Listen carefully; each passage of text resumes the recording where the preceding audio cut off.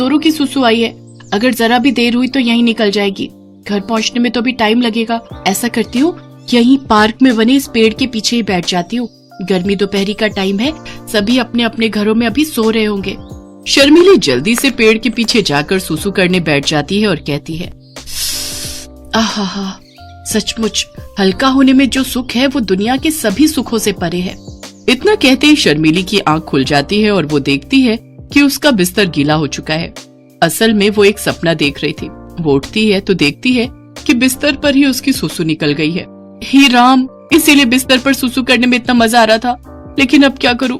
अगर कहीं वो उठ गए तो मेरे बारे में क्या सोचेंगे? ऐसा करती हूँ, चुपचाप सो जाती हूँ। गर्मी बहुत है, सुबह होने तक सूख जाएगा। ये सोचकर शर्मिली वहीं पर सो गई। सुबह रौनक की जब आंख खुलती है तब तक बिस्तर सूख गया था, लेकिन सुसु की बदबू अभी भी आ रही थी। ये सुसु जैसी गंदी बदबू हमारे रूम से कैसे आ रही है? नहीं मालूम जी, हो सकता है कि ये इस गबरू का काम हो। गबरू रौनक का पालतू कुत्ता है। रौनक उसे बहुत प्यार करता था, तो वही शर्मिली को वो फूटी आंख नहीं भाता था।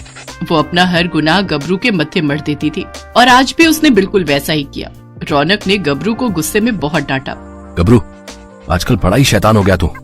पहले तो कभी तू ऐसा नहीं करता था।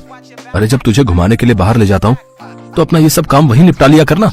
रौनक गबरू को डांट कर नहाने चला जाता है, लेकिन उस बेचारे को ये समझ नहीं आता कि आखिर उसे ये किस बात की सजा मिल रही थी। उधर शर्मिली खुद से कहती है, बचपन से ही मुझे ये बीमारी है, नींद में ही सुसु पोटी कर देती हूँ। ना जाने कब मेरी ये गंदी आदत सुधरेगी।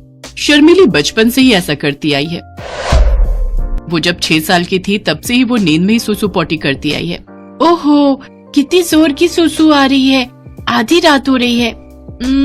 कौन बाहर जाए, और नींद भी बहुत जोरों की आ रही है। अब कौन इस प्यारी सी नींद को छोड़कर सुसु करने उठे। एक काम करती हूँ,